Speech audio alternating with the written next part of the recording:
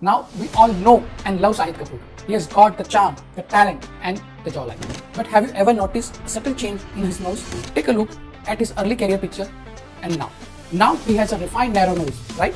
He might have undergone rhinoplasty surgery to make his nose sharper, and trust me, rhinoplasty surgery is a work of an art. Shahid, if you're watching this video, you were already handsome, now we can say the man has upgraded. Stay tuned for more such Tiger Shroff and Ayushmann got new face. Rajkumar Rao looks terrible after surgery's Botox fillers. Rajkumar से राजपाल तक का सफर. Rajkumar can never be the badass babua he was. Again, he was so good in Stree 1, Bareli Ki Barfi and as Sattu. Why has he done this to himself? They were right. Garibi is the problem. So Ranbir has been looking 40 plus since he was 25. Tiger was not kidding when he said he wanted to look like Hrithik Roshan. Man has morphed into Hrithik Roshan so seamlessly. In this video, we are going to talk about Bollywood के male actors की surgery के बारे में. Make sure to subscribe the channel. बिना subscribe करे चले जाते हो तुम लोग. बॉलीवुड में डबल स्टैंडर्ड्स को अगर देखा जाए तो आप में से काफी लोगों को काफी सारी एक्ट्रेसेस के बारे में पता होगा जिन्होंने सर्जरी करवाई है. लेकिन अगर मैं आपसे पूछूं कि आपको कितने मेल एक्टर्स के बारे में पता है जिन्होंने प्लास्टिक सर्जरी से ट्रांसफॉर्मेशन किया है, तो आपको कुछ 2-3 एक्टर्स का नाम पता होगा. लेकिन आज के वीडियो में हम ऐसे काफी एक्टर्स के ट्रांसफॉर्मेशन के बारे में भी बात करेंगे जो आपके लिए काफी अनएक्सपेक्टेड होगा. तो make sure to watch till the end. Take Shahid Kapoor for example. उनके अपीयरेंस को लेकर काफी टाइम से स्पेक्यूलेशन होती आ रही है, स्पेशली जब आप उनके अर्ली लुक और आज के लुक को कंपेयर करते हो. सबसे ज्यादा जो डिस्कशन होता है वो उनकी नोज को लेकर है. पहले जो उनका नोज था वो थोड़ा ब्रॉडर लगता था, टिप भी स्लाइटली राउंडेड थी, लेकिन अब उनका नोज ब्रिज काफी नैरो और शार्प दिखता है और टिप ज्यादा स्कल्प्टेड लगती है. इस वजह से काफी फैंस और कॉस्मेटिक ऑब्जर्वर्स ये बिलीव करते हैं कि उन्होंने राइनोप्लास्टी करवाई है. ऑल्दो ऑफिशियली कभी कंफर्म नहीं हुआ. सिर्फ नोज ही नहीं और भी सटल चेंजेस को लेकर डिस्कशन होते रहते हैं. उनकी जॉलाइन आज काफी डिफाइंड लगती है. ये एक्सट्रीम फिटनेस का भी रिजल्ट हो सकता है, जबकि ये फिलर्स या नॉन सर्जिकल कॉन्टोरिंग का इफेक्ट भी हो सकता है. साथ ही कभी कभी बोटॉक्स को लेकर भी स्पेक्यूलेशन होती है, स्पेशली जब उनका फॉरहेड काफी स्मूथ और रिंकल फ्री दिखता है. लेकिन हर चेंज का मतलब सर्जरी हो ये भी जरूरी नहीं है. एजिंग के साथ फेस का बेबी फैट नेचुरली कम हो जाता है, जिससे फीचर्स ऑटोमेटिकली शार्पर लगने लगते हैं. ग्रूमिंग भी एक मेजर फैक्टर है. क्लीन शेव से लेकर हैवी बियर्डेड लुक तक, जैसे कबीर सिंह वाला फेस, ये स्टाइलिंग ही फेस स्ट्रक्चर को कम्प्लीटली ट्रांसफॉर्म कर देती है. उन्होंने एक बार मेंशन भी किया था कि उन्हें प्लास्टिक सर्जन की जरूरत पड़ी थी, लेकिन कॉस्मेटिक रीजंस के लिए नहीं, बल्कि एक लिप इंजरी को रिपेयर करने के लिए during Jersey suit. My wife called me and I was like, no, we found somebody here. She got so mad. She was like,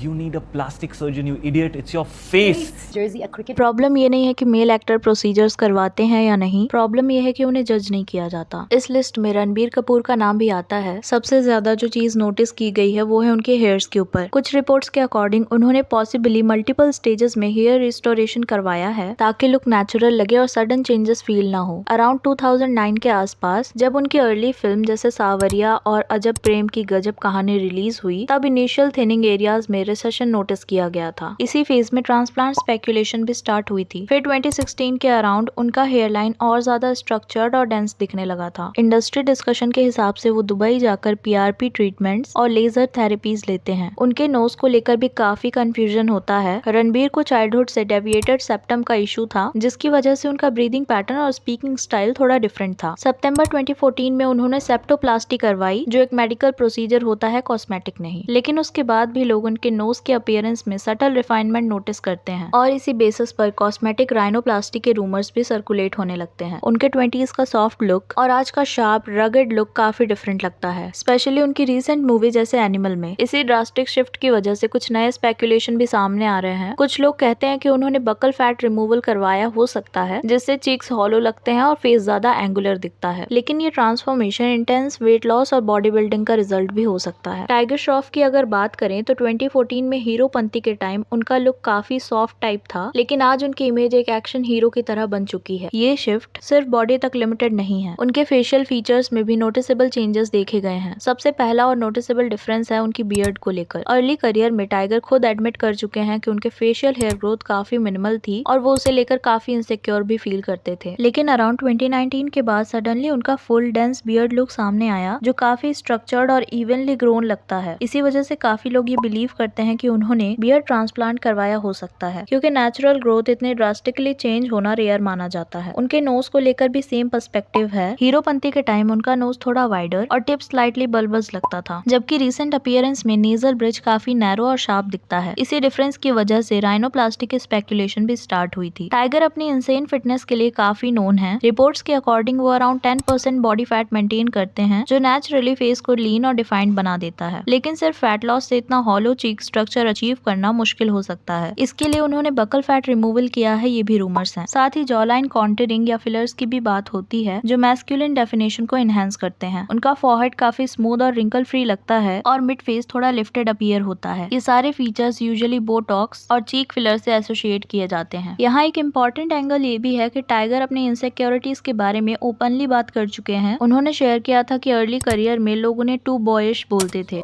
When I was looking for work, even when I started working, about people commenting on my looks and everything. So yeah, 8-9 years back, I did little touch up on my chin with fillers, which is like a half an hour job, because I wanted to feel more confident, which I do. राजकुमार राव के case में ऐसा नहीं था, क्योंकि जब दूसरे actors ये सब सर्जरीज को एक्सेप्ट नहीं करते, वहीं उन्होंने इन सब रूमर्स को एड्रेस किया था। राजकुमार ने खुद एडमिट किया था कि उन्होंने अराउंड 8-9 साल पहले चिन फिलर्स यूज किए थे। उन्होंने ओपनली इसके बारे में एक्सेप्ट किया था। राजकुमार का ये भी कहना है कि वो कॉस्मेटिक साइंस के अगेंस्ट नहीं है। अगर किसी को अपने आप को बेटर फील कराने के लिए हेल्प मिलती है तो वो वैलिड चॉइस है। अर्ली 2024 में एक इंसिडेंट ने उनके अपीयरेंस को लेकर मैसिव कंट्रोवर्सी हुई थी। दिलजीत के कॉन्सर्ट से उनकी एक फोटो वायरल हुई, जिसमें उनका चिन अनयूजुअली लॉन्ग और स्किन एक्सट्रीमली फ्लॉलेस लग रही थी। उनका फेस अनरिकॉग्नाइजेबल लग रहा था। ये लग रहा था कि उन्होंने चिन इम्प्लांट या फेल्ड प्लास्टिक सर्जरी करवाई है। राजकुमार ने इसको एड्रेस करते हुए कहा था, ये फोटो हैवीली एडिटेड इमेज थी। उन्होंने ये भी क्लैरिफाई किया कि उनकी रियल स्किन उतनी फ्लॉलेस नहीं है। चिन फिलर्स के अलावा भी कुछ कॉस्मेटिक एक्सपर्ट्स ने एडिशनल पॉसिबिलिटीज डिस्कस की है, जैसे हेयरलाइन करेक्शन या बकल फैट रिमूवल, लेकिन राजकुमार ने कभी इन्हें कंफर्म नहीं किया। तक आप लगे रहिए मुन्ना भाई की Who do तरह। you think has a melted face in Bollywood? Who doesn't? Not us. I haven't touched my face at all. ये पूरा नेचुरल खूबसूरती मेरा नेचुरल We है। can make out that you are not touched your face and nor has anyone else. Lastly बात करते हैं करण जौहर की। करण के ऊपर भी काफी स्पेकुलेशन देखने को मिला था, जिसमें क्लेम किया गया कि उन्होंने भी बोटॉक्स और फिलर्स का यूज किया है। लेकिन करण ने इन सब चीजों पर काफी कंट्रोवर्शियल स्टेटमेंट दिया था। 2024 में करण ने अपने इंस्टा स्टोरी में लिखा, फिलर्स लगा लो, फुलफिलमेंट नहीं मिलती, मेकअप लगा लो, उम्र नहीं घटती, कर लो जितना भी बोटॉक्स, लगोगी जैसे मधुमक्खी ने काट लिया है। एक तरफ करण ऐसे कंट्रोवर्शियल स्टेटमेंट दे रहे हैं, लेकिन अगर हम दूसरी तरफ देखें तो उन्होंने खुद 2016 में ये एडमिट किया था कि उन्होंने भी बोटॉक्स और फिलर्स का यूज किया है। उस वक्त के कॉफी विद करण के एपिसोड में करण ने बोला था, I am botoxed, I put collagen up there, I have adjusted my nose, I have done what everyone does in my industry. But then 2017 में करण की तरफ से एक और ट्वीट देखने को मिला था, जिसमें वो कह रहे थे, dear Botox, please leave the universe, you have destroyed what you set out to do, now please pave the way for self esteem again. ये डबल स्टैंडर्ड सिर्फ इंडस्ट्री का नहीं है, बल्कि ऑडियंस माइंडसेट का भी रिफ्लेक्शन है। जब तक हम ट्रांसफॉर्मेशन को जेंडर के बेसिस पे जज करते रहेंगे, तब तक ये नैरेटिव चेंज नहीं होगा। एंड ऑफ द डे, चाहे मेल हो या फीमेल, अपीयरेंस पे काम करना एक पर्सनल चॉइस है। आज की वीडियो के लिए इतना ही। Do let me know your thoughts on this, do let me know in the comments. और वीडियो पसंद आई हो तो प्लीज चैनल को सब्सक्राइब, वीडियो को लाइक कर देना। मिलते हैं नेक्स्ट वीडियो में। Thank you.